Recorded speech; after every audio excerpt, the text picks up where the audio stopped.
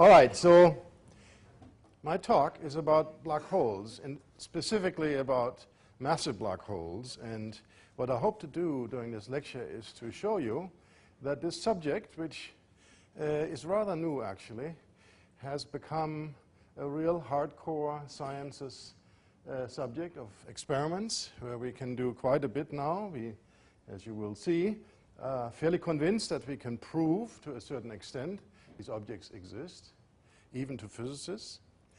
And then we hope in the next years to play with them. And what I will do is I'll tell you a little bit how we come to know that these objects exist, how we measure things. This will also be a bit of an excursion into experimental astrophysics, shows you the kind of complex technologies we have to use to do such measurements. Then I'll show you a little bit what these black holes might do in the universe. Why are they there? Do they have a role to play? Are they common?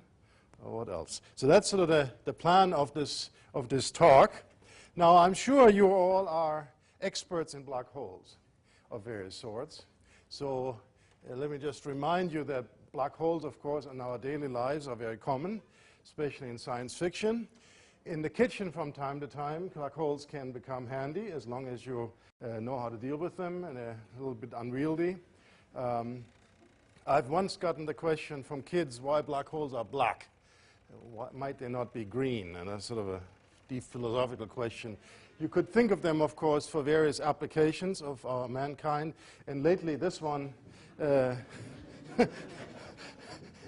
become, of course, very popular amongst many people. And the politicians now are eager to learn more about black holes.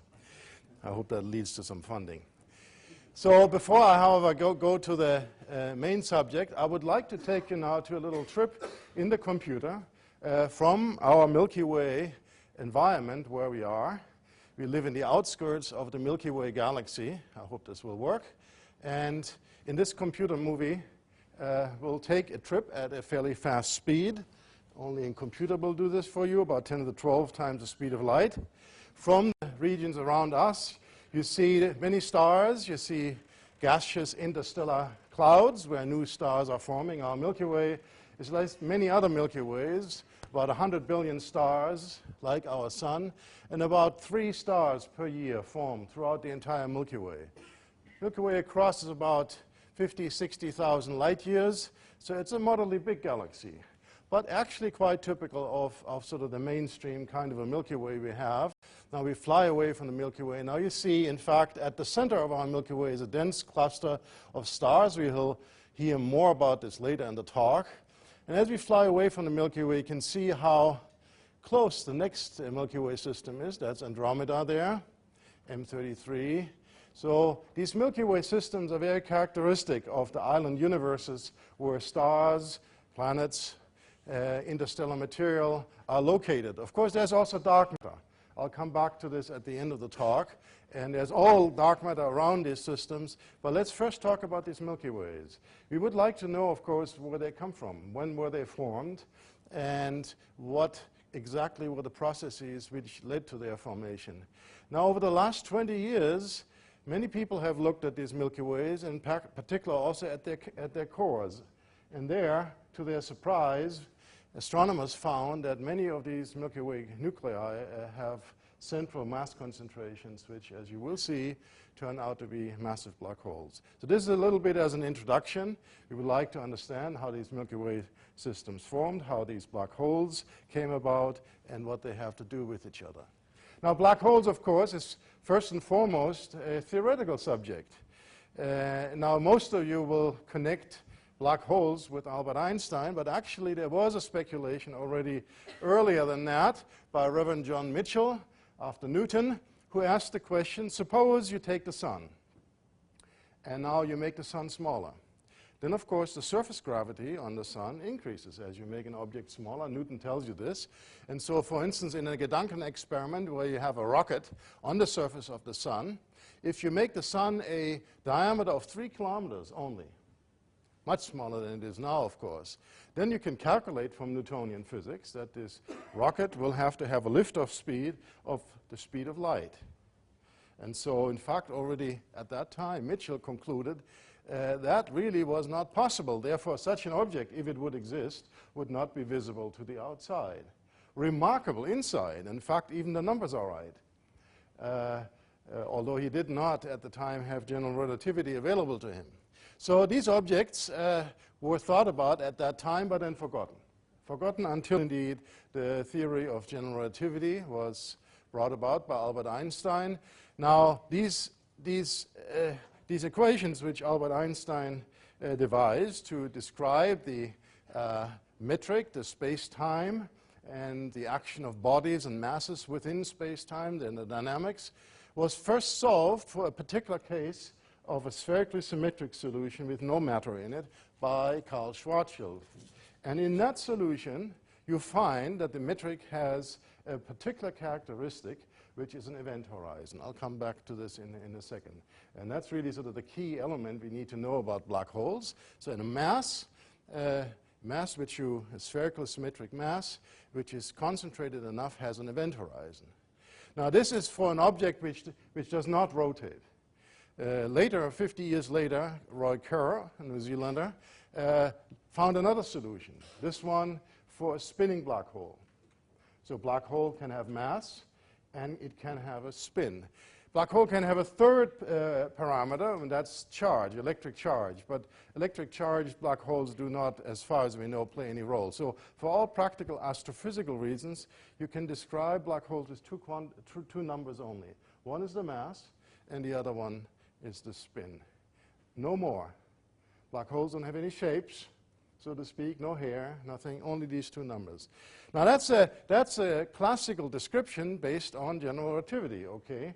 And in the theory of general relativity, black holes have an additional property. Namely, in their centers, the entire energy, or mass, if you like, resides in a single point, in a singularity, at infinite density, if you like. And that many physicists doubt is really true, because quantum effects may very likely soften this singularity. And so many people have been thinking about how to modify general relativity in order to incorporate these quantum effects. And perhaps another Einstein will come around pretty soon and will solve that, because that's really one of the fundamental issues we would like to do, to bring together general relativity and quantum theory. Now, Stephen Hawking, I'm sure, is a name many of you know. He, of course, has asked some other questions which are of some interest, although not really relevant for the astrophysical objects which I'll be discussing. Namely, the question, is it really true that, as predicted in general relativity, the world inside of the event horizon and the world outside of the event horizon cannot communicate with each other? So let me just say that again. So a black hole, from the point of view of general relativity, is an object which has a well-defined radius, the event horizon, which scales with the mass of the object. The bigger the mass, the bigger that radius. And general relativity basically says that if you're inside of the horizon, you cannot ever communicate or cannot ever re-emerge and communicate with the outside world. So Hawking's question was, well, is that really true if you take into account quantum effects at the surface, very close to the surface? And you can think of this, if you know something about the uncertainty principle, as basically a situation where right below the surface you have a virtual creation of particles, and one particle can, because of the uncertainty principle, make it out of the event horizon. The other one goes into the black hole. And then, in fact, in the quantum world, such a black hole may radiate. In fact, it radiates as a quasi-black body. And so every black hole has another property, a temperature, but that temperature is given by its mass. And astrophysical black holes, because they're big, the event horizon is big, much greater than the quantum length, if you like, which play a role here, really do not radiate. So in case you wonder about that property of Hawking radiation, the astrophysical black holes are basically, for all practical purposes, stable objects that can grow.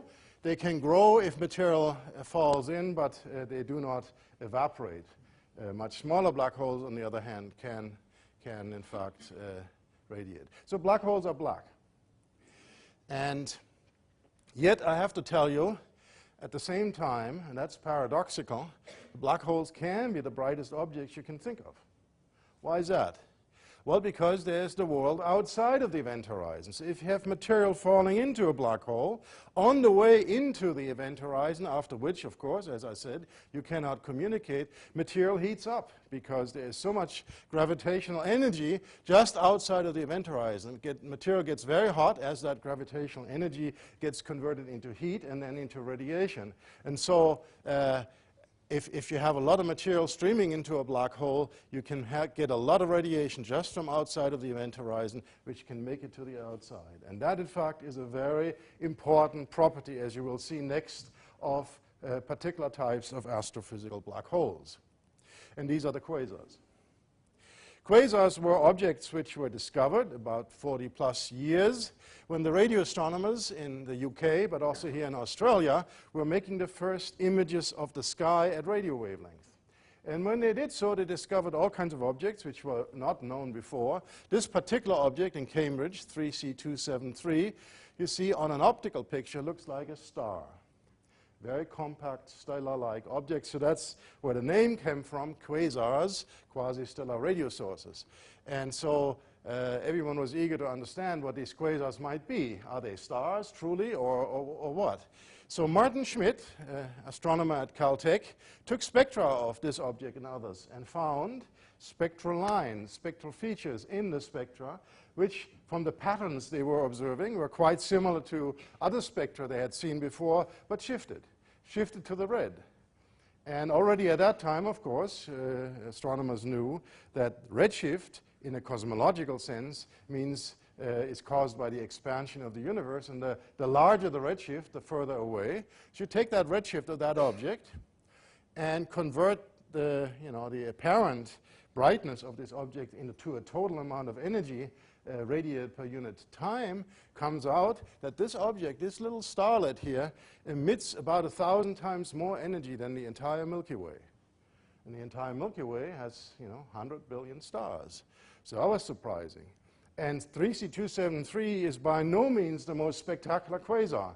There are many more quasars which have been found since, much further away, up to 100,000 times as much radiation as the Milky Way.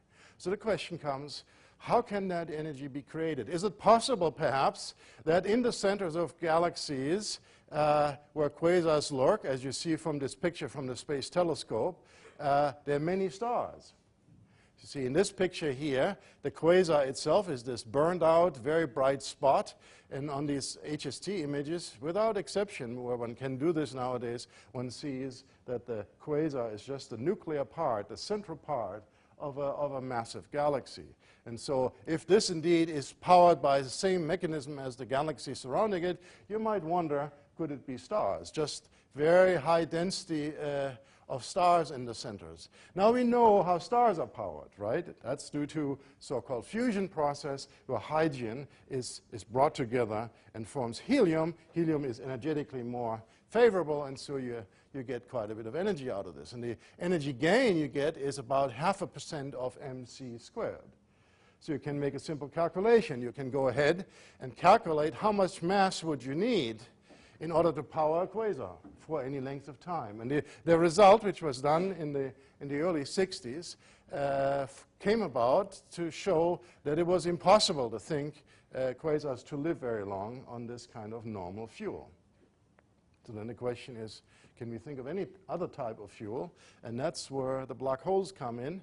And a number of very famous astrophysicists, Donald Lindenbell, Martin Rees, Rashid Sanyaev, Salpeter, all great minds of theoretical astrophysics, in the end came to pretty much the same conclusion. You could use this mechanism I just described to you, which is the accretion of material onto a very massive black hole. We're talking about hundreds of millions to a billion solar masses of a black hole.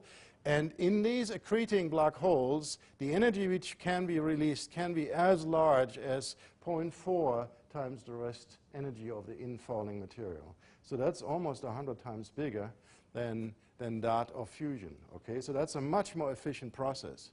Also, it's a very energetic process because, as I told you before, very near the event horizon of a black hole, the typical energy of a particle is very, very large. So that makes you plausibly understand how other observations can be understood. Very hard radiation, X-rays, even gamma rays, and also plasma of very, very relativistic hot plasma of electrons and protons streaming away and seen as radio sources, almost, in diametrically opposed directions, very collimated radio jets. All of these phenomena are never seen really to be associated with stars.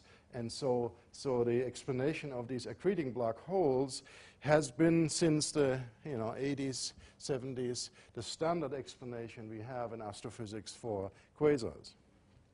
As a physicist, however, you would go back and would ask the question, well, is that a unique explanation? Have we really shown it beyond any doubt that this is true, that quasars must be accreting black holes? And the answer is really no. In order to show that something is a black hole, the proof really has to come from this. You have to measure the gravitational potential. You have to show that in the centers of quasars there are tremendous concentrations of mass, say 100 million solar masses, and all of that mass within a small volume of space such that it develops, according to general relativity, an event horizon which shields this mass from the surrounding space. So that's really, if you wanted to be honest, is what you would have to do. And unfortunately, I have to tell you that's impossible because quasars are extremely far away.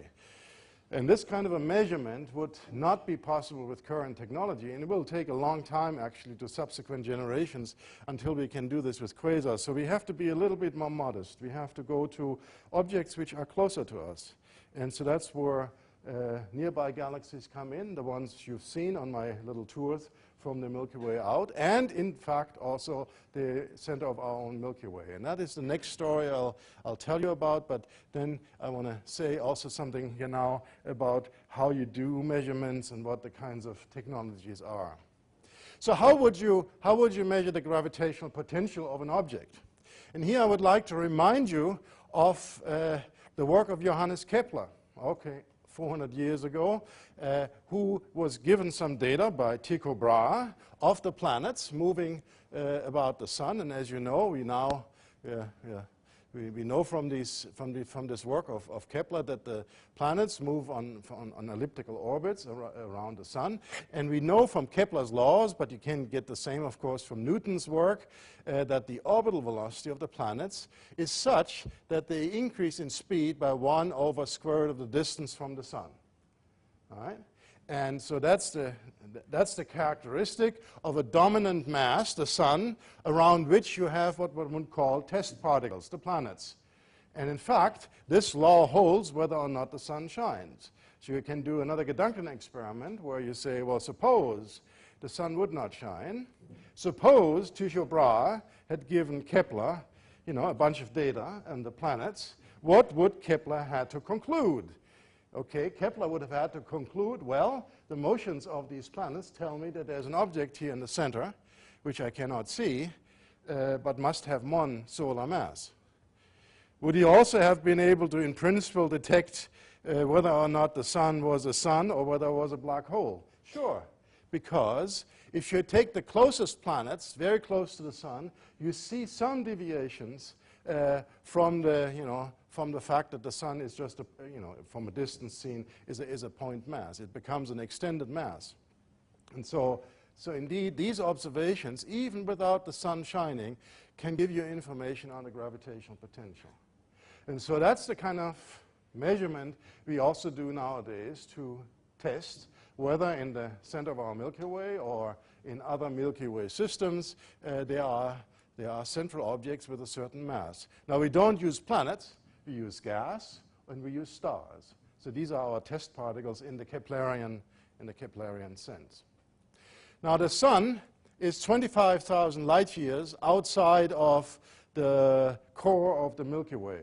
Now, you're very privileged here in Australia because if you go out now in the austral winter, look up on a good night, well, you see, of course, the central bright bit of the Milky Way, the central bulge. We in Europe, we can't do that, right? Because the galactic center just comes about 8 degrees above the horizon, not much to think of. But here it's a spectacular effect. Now I should say, when you do that and you ask yourself the question, can you see the center of the Milky Way? The answer is actually no. Because what happens, if you look closely, there's all kinds of dark spots in the pictures of the central Milky Way. And that's because there's dust in the plane of the Milky Way between us and the Milky Way, 25,000 light years away. And that dust blocks essentially all the light from the innermost part of the Milky Way. So it turns out in the classical optical regime, optical wavelength, where we can see with our eyes, the light from the Milky Way center cannot be observed. And so you have to actually make measurements at wavelengths where the radiation can penetrate through this interstellar muck. And that happens easily at radio wavelengths, where in fact the galactic center was first discovered. Also in the infrared, which you will see, infrared wavelengths say a few times to 10, 100 times the wavelengths of light, and at X-rays, at very hard radiation, which can penetrate through the muck anyhow. So the galactic center is really sort of a key thing, although it's by no means a quasar. Absolutely not. It's a very small object, not much radiation emerging there. But physicists sometimes basically assume the same kind of physical processes might happen in various environments. So the galactic center might harbor a central black hole just like anyone else. In fact, Lyndon Bell and Rees speculated that. And in the late 70s, early 80s, some evidence surfaced that this might be the case. What you see here is a radio image, this gray structure here, of the central light year, or a few light years, of the Milky Way center. And the radio observers, taking so-called interferometric devices, which were very much developed here in Australia, found that in the central light year of the Milky Way there is extended radio emission from hot gas, which is what these extended streamers are. And then there's a very compact, bright central radio source, Sagittarius A star, about which you will hear more. That's, so to speak, our culprit here. That's, in fact, the object which we now know is very, very likely a massive black hole. And so this object here, qualitative, looks very much like the cores of quasars. And so Lyndon Bell and Rees speculated, okay, maybe there's a black hole here.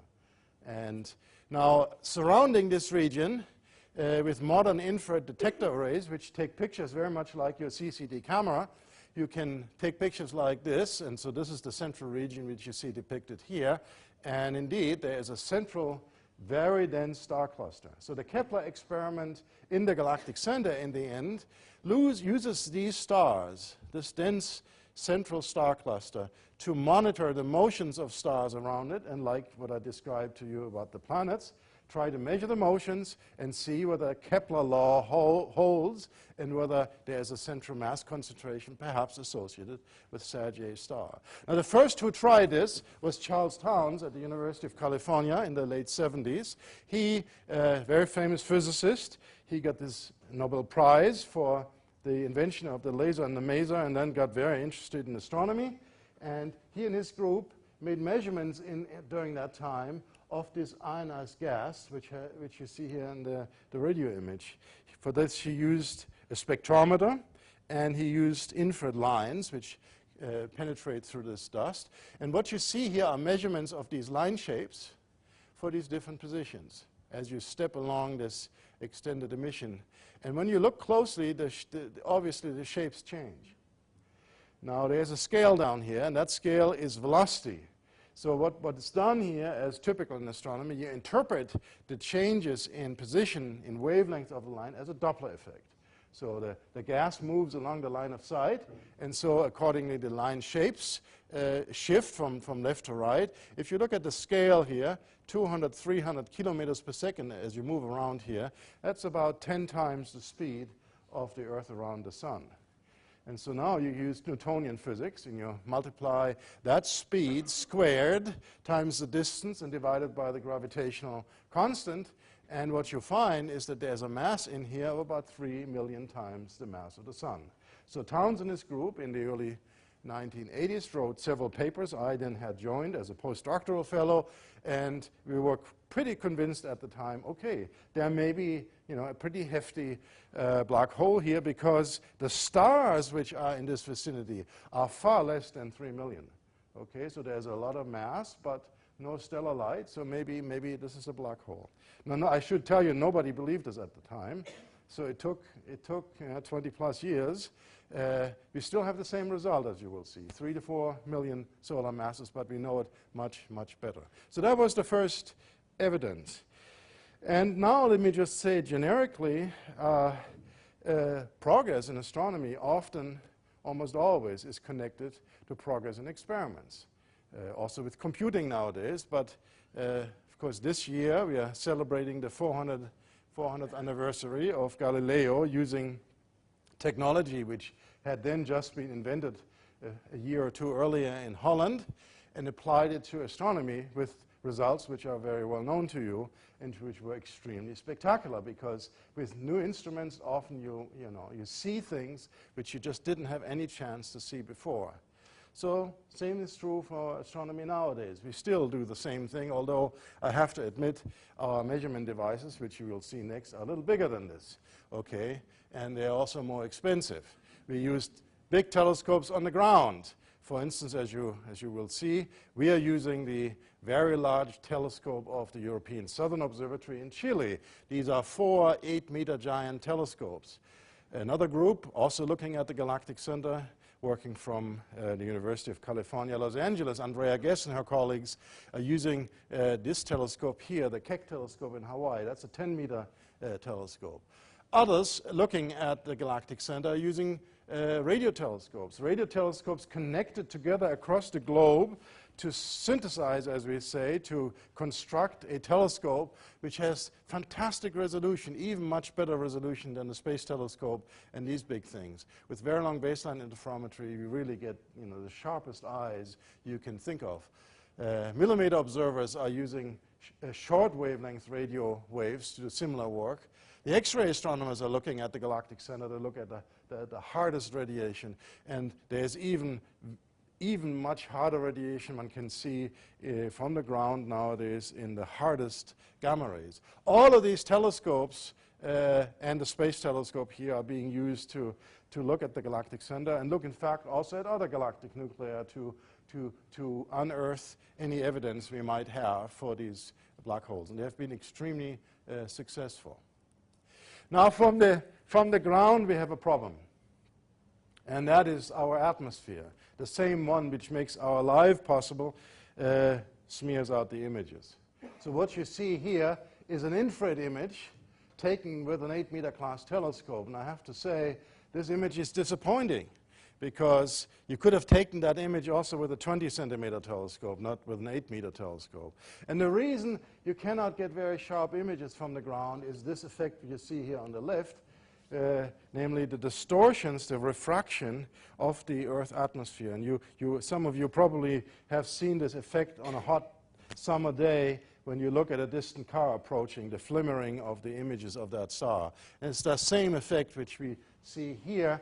The initially sharp images are distorted, and over time, because of the wind motion in the Earth's atmosphere, the images are made unsharp. And so, in fact, we end up with images which are only about 1 arcsecond resolution. And so this is not good enough to do the Kepler experiment by any means. We have to somehow find a way to overcome the uncertainty, the fluctuation of the Earth's atmosphere. One way, of course, is to bring a telescope in space, and the Hubble Space Telescope is a solution of this. The problem is Hubble is not very big, and it's not a very good infrared telescope. It's very good in the optical, but not so good in the infrared.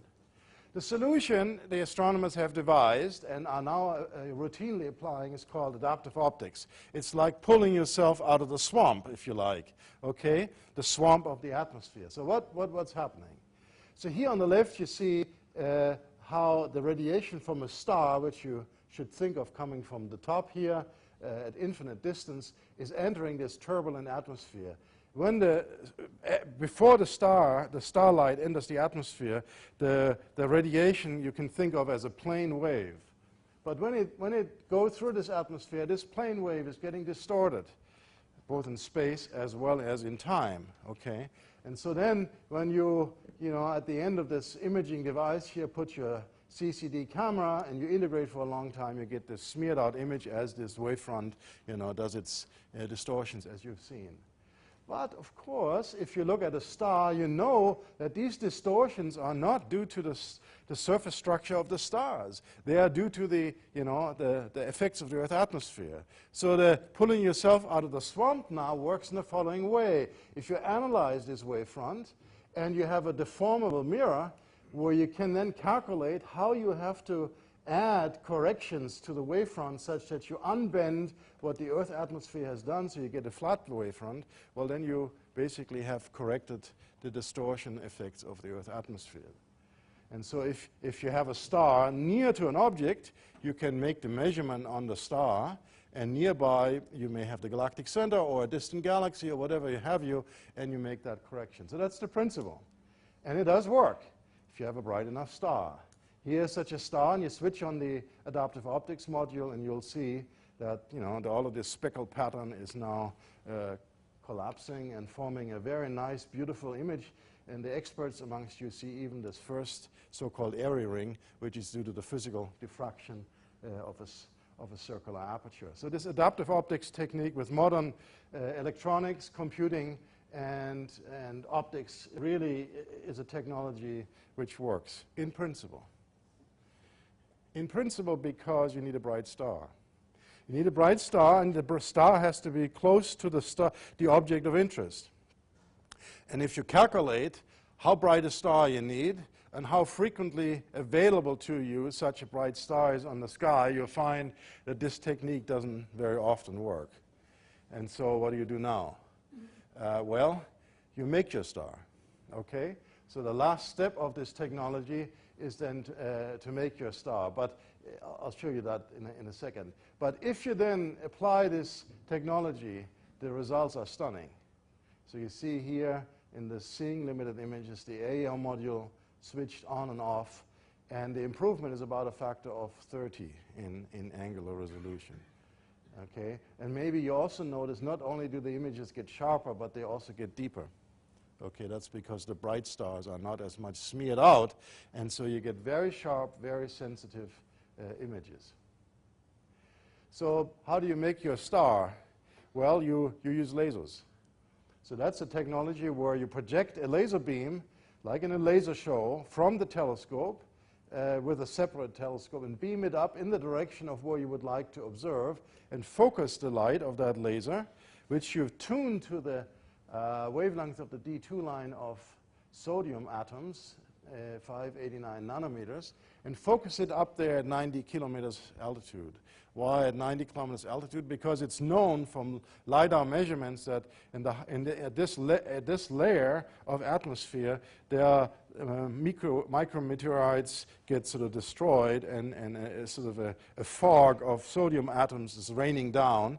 And so when you focus the light up there, the sodium atoms absorb and then scatter resonantly this light from this laser beam and scatter it back to us. And so as seen from below, it looks like a little star.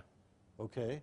Looks like a little star. So this star then goes through the entire atmosphere back through to the telescope, and that we can use as an artificial beacon and as an artificial star. If you make the laser bright enough, well, and you can make it, you know, for a very good correction. And of course, you can point the laser anywhere you like, and so, you know, you can make this adaptive optics correction.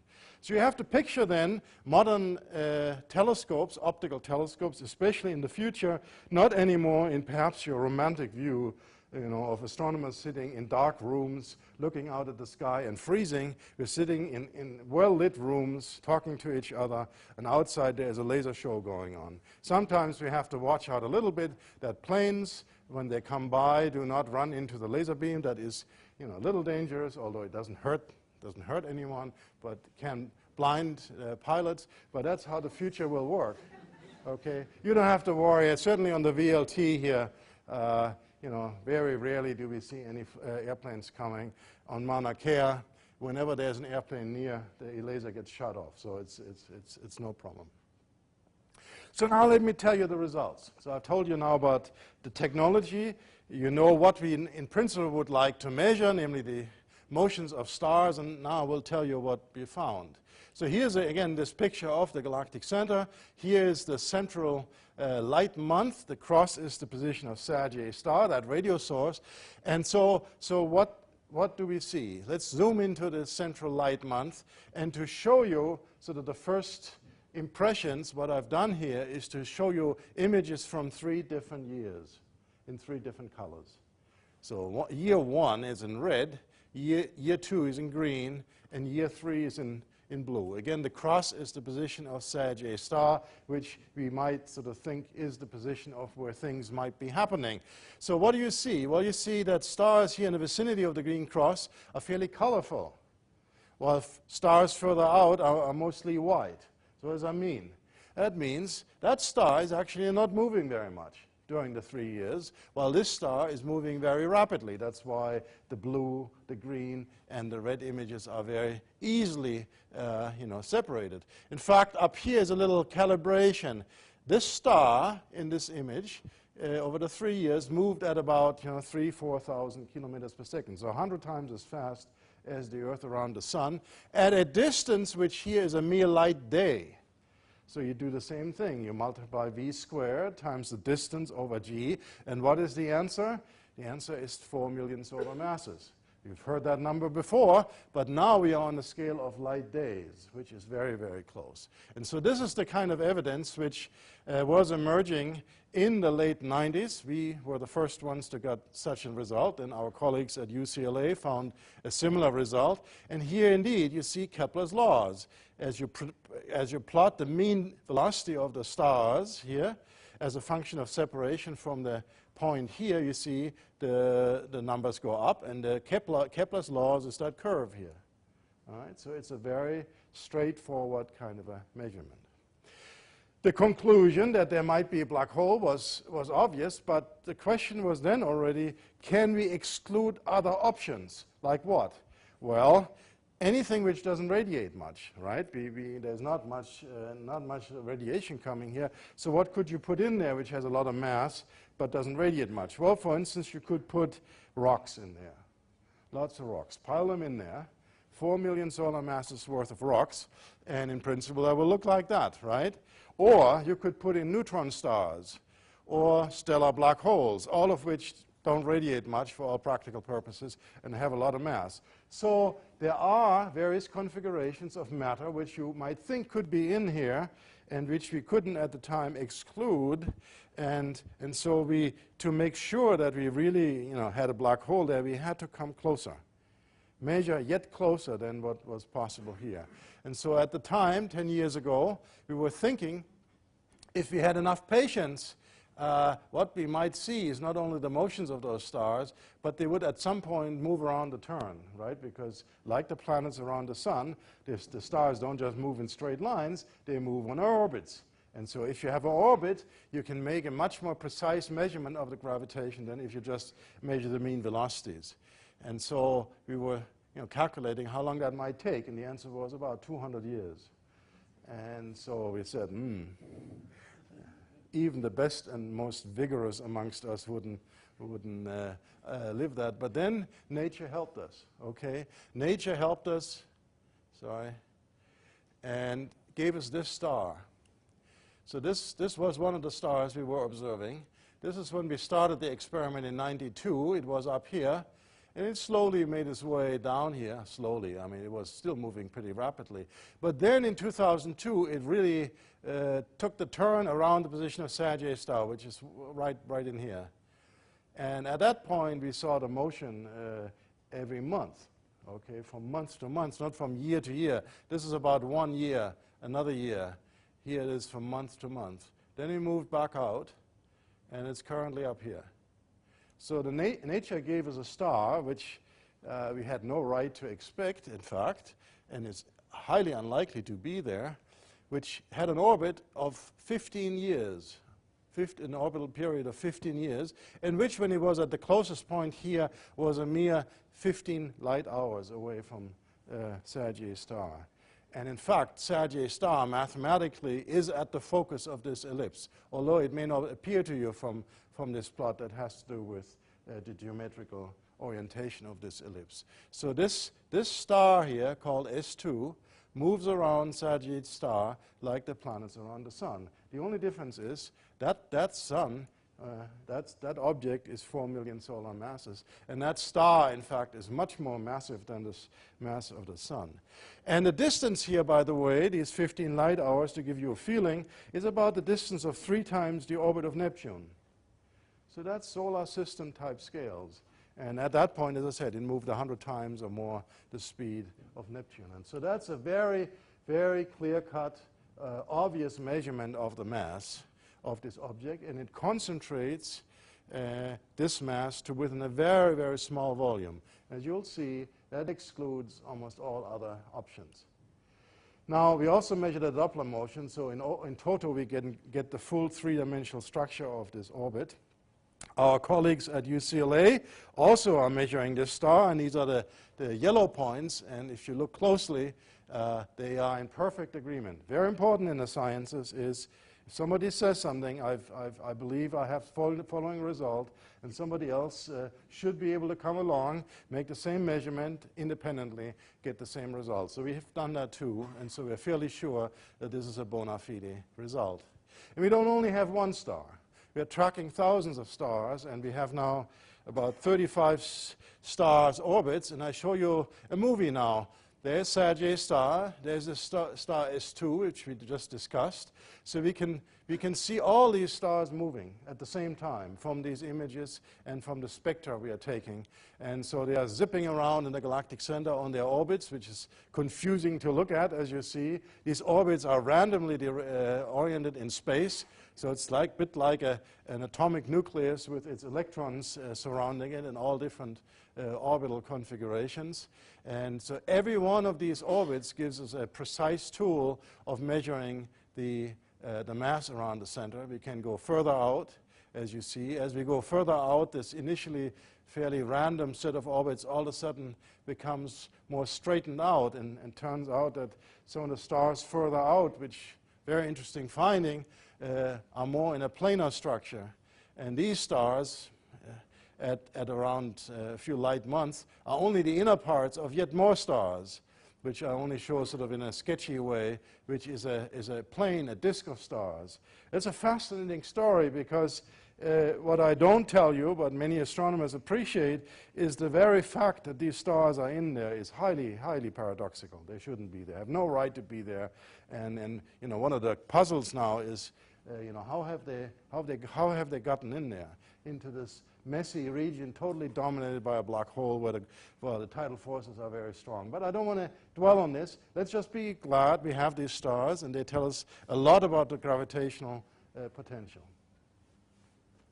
Now, Sagittarius star, I mentioned, the radio astronomers who look at them, and I mentioned already very long baseline interferometry.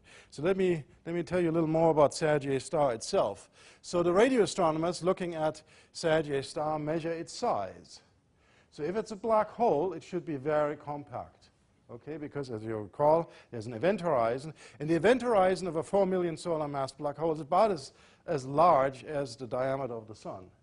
So it's a very compact object. And indeed, the radio astronomers using VLBI measure the size of the object. Just look here at the green objects, the green symbols, as a function of wavelengths. The shorter wavelengths you go to, the smaller the object is. In fact, at the shortest wavelength where such measurements can currently be undertaken, the size is a few times the event horizon size of a 4 million solar mass black hole. So that's additional confirmation that we are dealing with a very compact, highly energetic object consistent with the picture of a black hole. Moreover, radio astronomers can also see the motion of Sagittarius star. Okay, they like what we do with the stars. They measure the motion, and what they find is totally different from what we see with the stars. You remember the stars are moving at thousands of kilometers per second. The radio source, if you look at this, these measurements here, when you subtract the solar motion, moves at less than a few kilometers per second, so 100 times less. So think about it.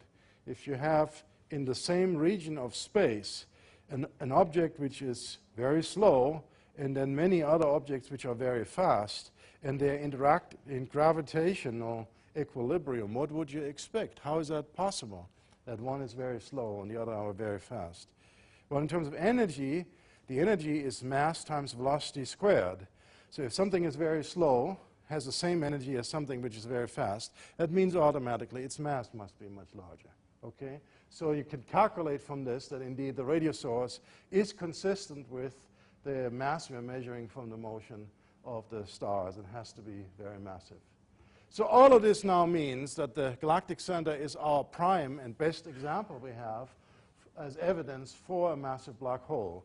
On this plot here, I plot the size in logarithmic units. You see, this is a factor of 10, 100, 1,000, 10,000. And here, likewise, the density in logarithmic units.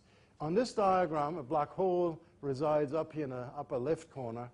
A dense star cluster, like a globular cluster, or in fact the star cluster in the center of the Milky Way, is on the bottom right.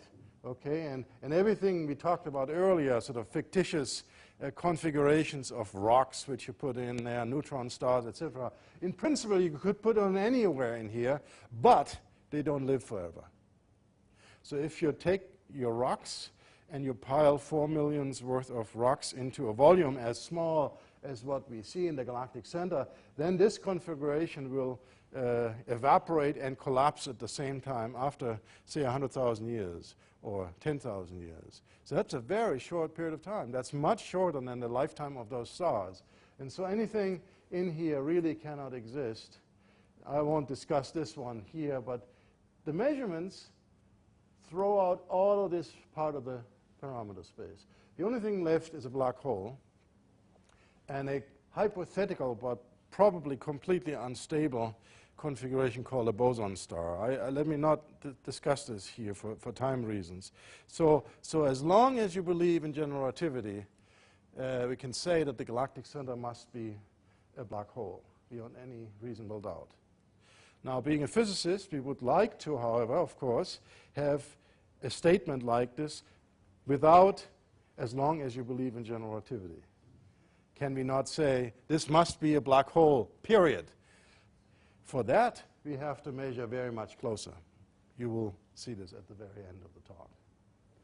Okay, suppose now you would, in fact, be convinced or persuaded that there's a black hole in the galactic center. The next question you might ask, is that sort of the only one? Are there a few more around? How typical are these objects? And so what I will tell you next is, if you think about the movie I showed you at the very beginning, what we know about all the other galaxies in our vicinity. M31, for instance. How about M31, Andromeda? Well, it does have also a central object, even more massive than our own, 100 million solar masses. And the evidence there is also very strong that it's probably a black hole.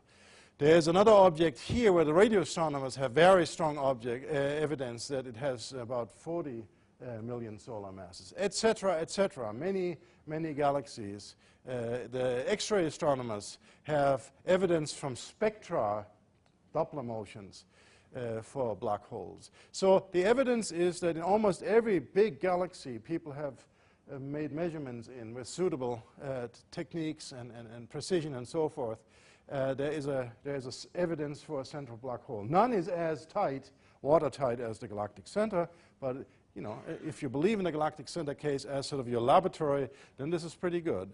And what you find is that the mass of these black holes, which is plotted here on the vertical axis, again in log units, so this is 10 to the 8 solar masses, 100 million, 10 to the 7, 10 to the 6, versus the mass of the galaxy this object resides in, you see there's sort of a correlation.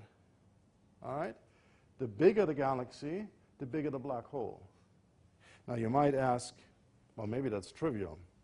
You know, human beings, for instance, the taller they are, generally the heavier they are. So maybe it's something like this. Well, the answer is not that simple, because the galaxies here, the masses here, come from measurements way out here, for where stars reside, which know nothing about the black hole. Right? The gravitational potential out there is totally determined by the galaxy itself, while the black hole in the center knows about the galaxy. So this this relationship cannot, for instance, have something to do with the feeding of the currently of the black hole from the galaxy. That cannot be the case. But, and that is what most people assume, it tells us something about the past, how these galaxies and the black holes are formed. So this is the next question. I've told you that they are common. Almost every big galaxy has one. And the next thing we are learning, somehow they are related with each other through a common history. And that one we can study in some detail because we can look out in space, and because the speed of light is finite, it takes time from distant and therefore distant galaxies to reach us, and therefore as we look out in space, we look out in the past. So we can check, as we look back from our current point towards the Big Bang, what happens to the density and activity of quasars, accreting black holes. And that's the red curve here. And it turns out, as we go back in time, 10 billion years ago, so, long time, 3/4 or more of the age of the universe ago, quasars were about 100 times more common than they are now. And at the same time, also the activity of star formation in galaxies, if you like, the galaxy formation activity, was also about 10, 20 times bigger at about the same time. So from this we suspect, we learn that galaxies and black holes are old objects and that they're formed more or less during the same time. Exactly which came first we don't know quite yet, but roughly at the same time. And we have even evidence for objects like this guy here, this little, reddish dot. That's a billion solar mass black hole, which was already present 800 million years after the Big Bang. 800 million years, that's nothing. Okay? For us humans, it's a lot. But for galaxies, that's like, a wink. So these objects formed very early. And the question is how? Now here, we have to presently resort to ever more sophisticated simulations. So I can now not show you, so to speak, measurements from that period that we don't quite have yet, but I can show you what we can do in supercomputer simulations, where people are now simulating galaxies and their formation. And so that's where dark matter comes in, because dark matter is the most common form of matter. The baryons, out of which stars are made and we are made, is relatively rare. So as the universe expands, there are certain parts of the universe which are more dense than others. So as the universe expands, in these overdense regions, dark matter basically starts to clump and form over time ever denser concentrations. And it's these dark matter halos or dark matter clumps which are the sites where future galaxies form. They form sort of a gravitational trap, and baryons, gas, which is the green stuff here, falls into these dark matter traps and collects there, and as you see, bumps into gas which is already in there, and forms the first galaxies, which over time, over a long period of time, billions of years, ever bigger systems, which then after 10 billion years or so, at least in the computer, begin to look like our modern Milky Way, a disk and sort of a central bulge. So that's a rough sketch picture of how galaxies form in the early universe. So how could you think of the black holes forming during that time? Now, in the earliest times, when you have this formation of galaxies, you saw lots of things bumping together into each other. And that's because the density was still fairly high. So fairly frequently what would happen is a new galaxy, this one, looks like a spiral galaxy here, and another galaxy came very close to each other and then underwent what one might want to call a cosmic traffic accident. They bumped into each other, really collided with each other, and in that process all of it got totally unsettled. The stars got flung out in part, gas got flung out, but also material got flung into the centers because the angular momentum was removed. And that's when we think black holes might get fed very, very efficiently. You bring gas to the cores of galaxies in a hurry during these galaxy collisions, or mergers as we call them. And indeed, we do see such processes in some nearby galaxies. Here's an example of a nearby merger galaxy. The green, yellow colors is sort of the stellar system. which is disrupted after all of this. And the blue dots here are two obviously very bright quasar-like black holes which come from the two galaxies which bumped into each other, and both are fed in this process. So we believe quasars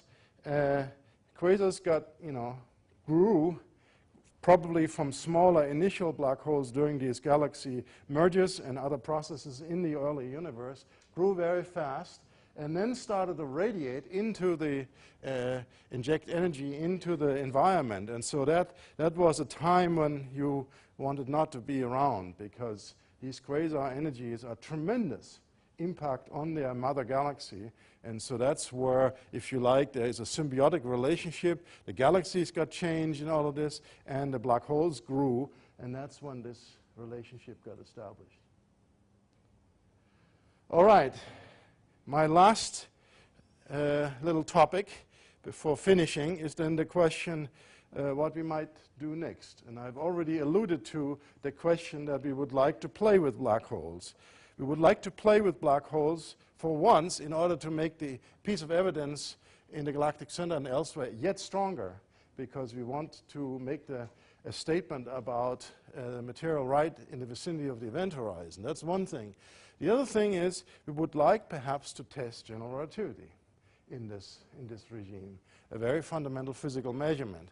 So we need to get to yet smaller scales, yet higher resolution. We want to build yet bigger telescopes.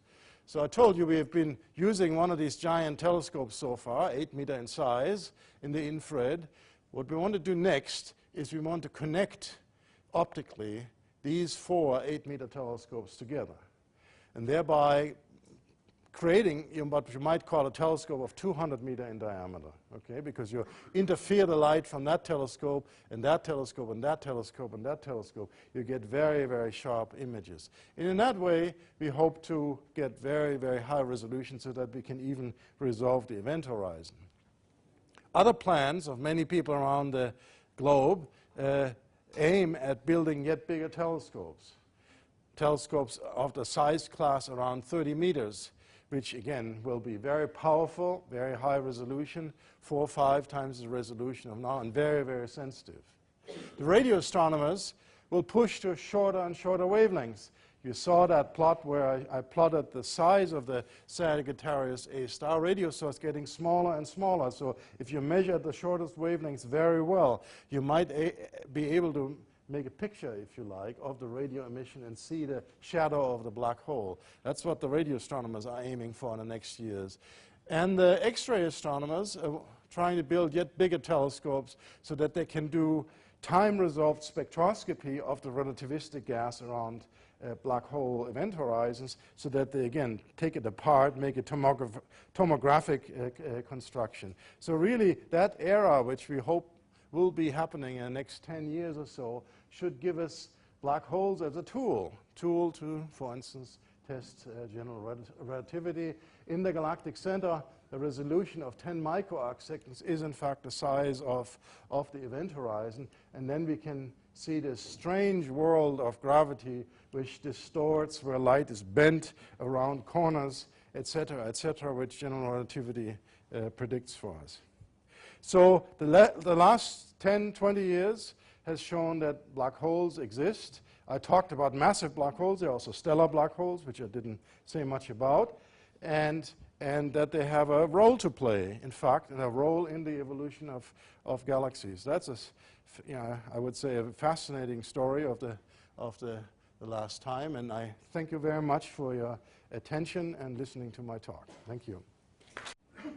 A couple of years ago, there were reports of observations of black holes in the center of a couple of global clusters. Yes.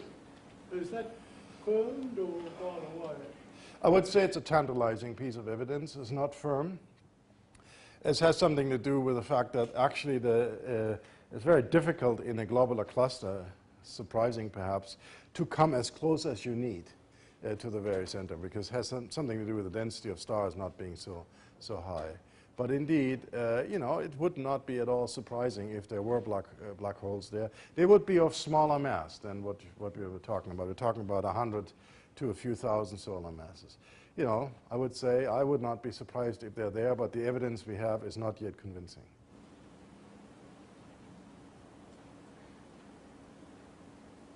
What's the current best bet for dark matter? Your guess is about as good as mine. Okay? I mean, we will see whether the LHC accelerator, when it gets going, will perhaps make progress on that nature. Other people, of course, are looking for direct evidence in underground experiments to measure the masses. No direct evidence yet, but I would say let's not speculate further than already has been speculated. I certainly cannot speculate on this one. You've got a graph there showing the number of quasars against the age of the universe, showing it declining. So what are happening to these quasars? They're burning out? Or? Nowadays, you mean? Yeah. Yes. So think right. So think of the situation then as far as you had a period up to about 9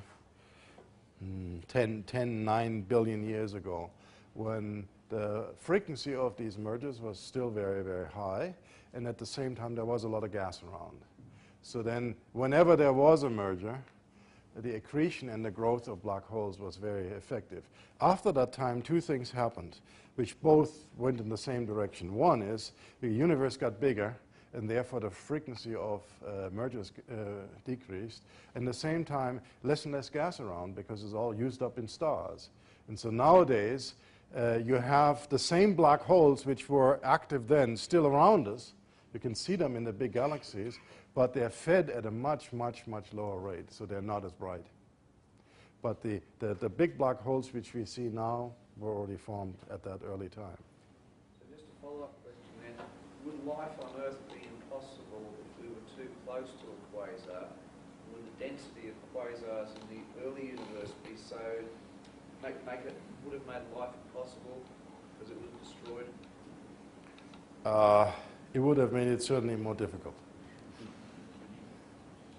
There are other reasons why in these early epochs there shouldn't have been all that many planets around, because the evidence we have now around us is that the probability of seeing an exoplanet scales with the metal richness of the system. And back then there were fewer heavy elements around, just because of the nuclear synthesis, so to speak, takes a long time to build that up. Go ahead. I'm not sure whether you've covered this, and I didn't fully understand you. What is the connection between the black hole and the center of the gravity of the galaxy? As far as we know, it's the same thing. Now, why? Why?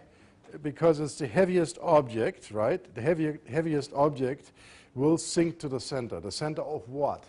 The center of the common gravitational potential.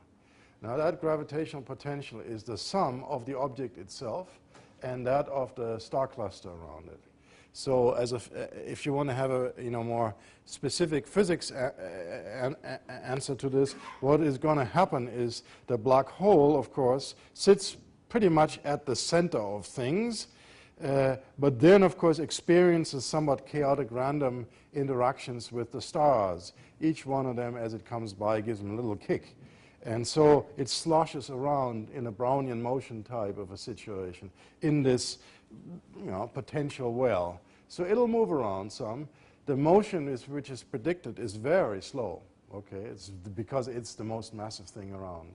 So it moves just a little bit around in the central potential well. Can you answer a question, what is the next most massive thing in the galaxy?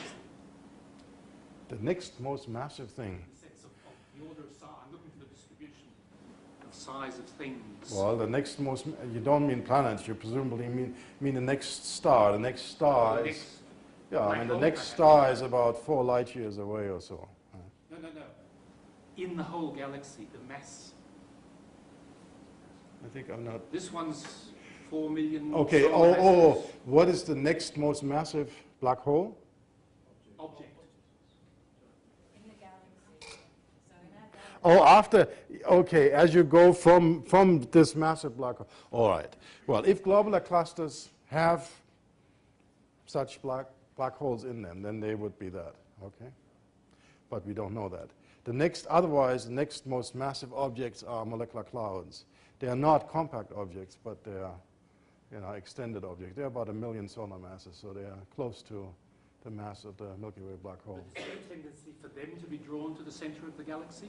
Yeah, can be. In fact, of course, as mostly in astrophysics, the angular momentum is the key element. Whether you want to form stars, black holes, galaxies, anything, angular momentum has to be conserved. And so, if you're a molecular cloud or a star or anything like this, which is sort of in an equilibrium orbit around a galactic center at some distance, and in order to come in, you have to lose angular momentum. For instance, if you collide with another guy, and that, in fact, is when, in modern galaxies, when there is no merger going on, probably black holes flare up. It's when gas gets unleashed at some distance, moves in and creates an accretion event. If objects near the massive black hole get sucked into the black hole with such great density in that, and tiny bits of light escape, which become the quasars, is that right?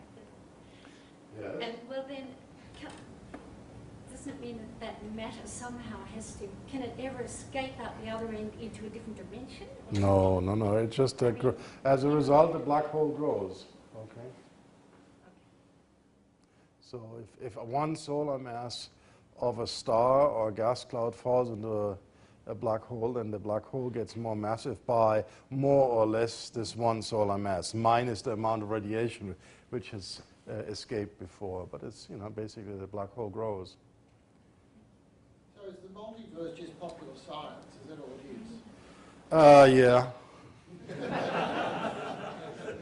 As far as I'm concerned, I'm a simple-minded experimental physicist, yeah.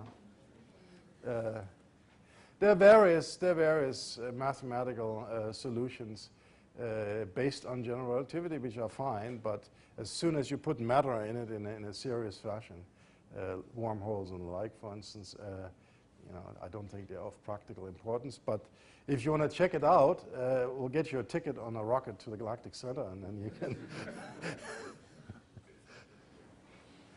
Yeah, I think we've got time for just one more question. There's one up here. Is there any evidence for black holes in either the Large Magellanic Cloud or those surface-brightness galaxies? No. In fact, that's a very interesting question. But one has to say that in these low-mass systems, the measurements, relatively speaking, are much harder to make. So, not in every case is it a crystal clear kind of an evidence, right? Because it's very hard to see these black holes. So it's hard to see low-mass black holes near and far. It's also hard to see very massive black holes if they're very far away. So there's sort of a certain range in mass and distance where you can make these measurements presently. Well, I hope everybody's enjoyed this.